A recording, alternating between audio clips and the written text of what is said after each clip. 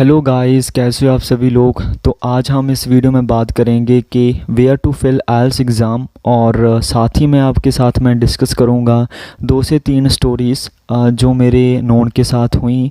और मैं कहूँगा कि उन स्टोरी से आप कोई मुझे लगता है शिक्षा ले सकते हैं कि आइल्स का एग्ज़ाम है जो किन चीज़ों पर डिपेंड करता है और कहाँ पर आइल्स का एग्ज़ाम है जो फिल करना चाहिए।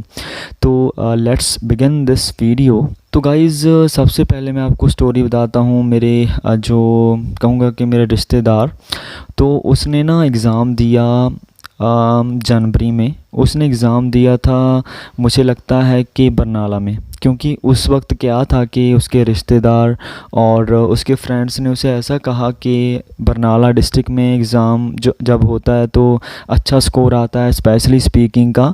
उसे स्पीकिंग में ही डर था, लेकिन हुआ क्या, जब रिज़ल्ट आया तो उल्टा हो गया काम। और उसे असल में रीडिंग, लिसनिंग और राइटिंग में कोई डर नहीं था, लेकिन उसे स्पीकिंग में था। तो बरनाला में उसने भर दिया उन लोगों के पीछे लगकर। तो रिज़ल्ट आया 5.5 बैंड्स इन स्पीकिंग।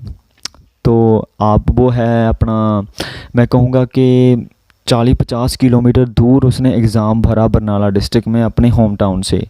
तो कुल मिलाकर बात ये है कि अगर कोई स्टूडेंट कहे कि उसका इंस्टीट्यूट उसे कह रहा है या फिर रिश्तेदार उसे कह रहे हैं कि एग्ज़ाम है जो आइल्स का, वहाँ फ़िल कीजिए, वहाँ फ़िल कीजिए, तो मुझे लगता है कि it doesn't matter. The thing is that you should be prepared for the exam. And देखिए, आपका अगर कॉन्फिडेंस हाई है, आप फुली कॉन्फिडेंट हैं, तो मुझे लगता है कि एग्ज़ाम आप कहीं भी फ़िल कीजिए तो आपका बैंड स्कोर अच्छा आएगा, चाहे वो आपकी नियर बाई डिस्ट्रिक्ट है या फिर कहीं आप दूर एग्ज़ाम भर रहे हैं। तो ये रही एक स्टोरी। और दूसरी स्टोरी मैं आपको बता रहा हूँ कि हमारे ना नियर बाई डिस्ट्रिक्ट संगरूर है, और वहीं पर एक मेरे नोन ने फर्स्ट एग्ज़ाम दिया। तो उसने एग्ज़ाम दिया था ऑनलाइन, यहाँ पर ऑनलाइन स्पीकिंग होती है। तो उसे ये लग रहा था कि ऑनलाइन स्पीकिंग में शायद उसके स्पीकिंग में अच्छा स्कोर आ जाए। तो उसने स्पीकिंग दी डिस्ट्रिक्ट संगरूर में, उसके रह गए 5.5 बैंड्स। उसने अपने आप से डिसीज़न लिया कि उसे कहाँ एग्ज़ाम फ़िल करना चाहिए, तो उसने संगरूर में फ़िल कर दिया। उस वक्त वो प्रिपेयर था, फुली कॉन्फिडेंट था, लेकिन फिर भी उसका बैंड स्कोर नहीं आया। उसके बाद उसने कई उसे कहने लगे कि तुम डिस्ट्रिक्ट संगरूर में एग्ज़ाम मत भरो, कहीं और जगह एग्ज़ाम दे कर आओ, तुम्हारा बैंड स्कोर इंक्रीज़ होगा। लेकिन वो बंदा क्या था, उसे अपने आप में कॉन्फिडेंस था।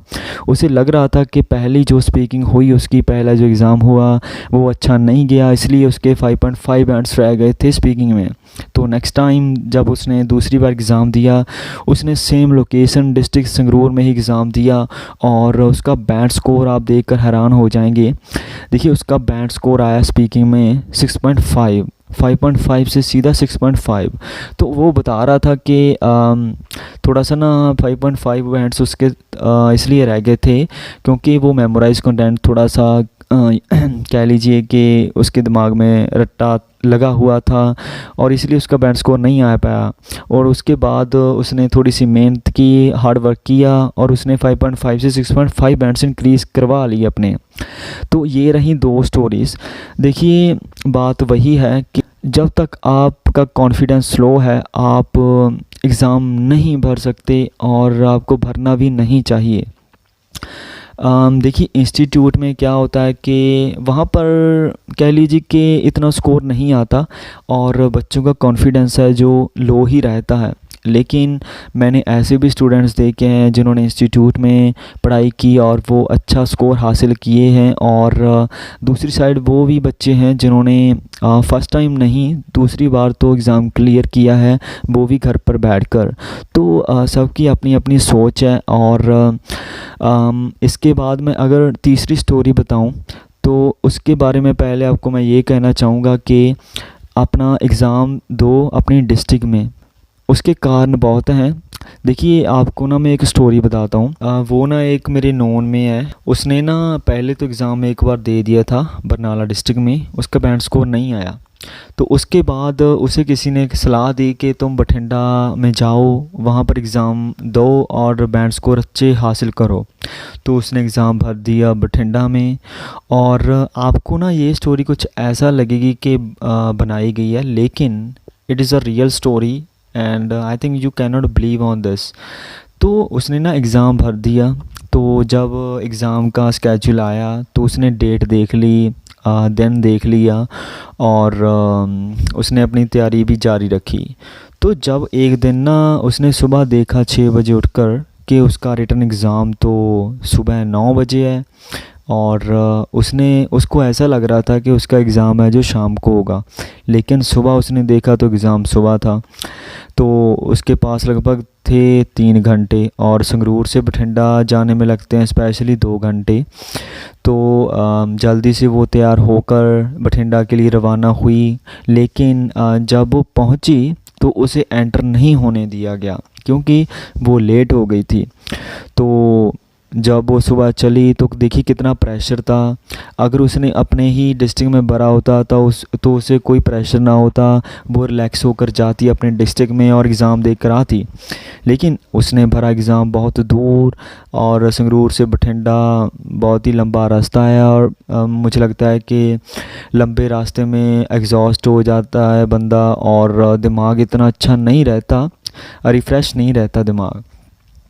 तो उसको उसके पास एक ही सल्यूशन था कि रीस्केड्यूल कराए अपने जो एग्ज़ाम है। तो उसने किसी ना किसी तरीके से करवा लिया, और जब वो एग्ज़ाम देकर आई दोबारा एग्ज़ाम जब उसका रीस्केड्यूल हो कराया तो एग्ज़ाम में उसके फिर 5.5 बैंड्स रह गए।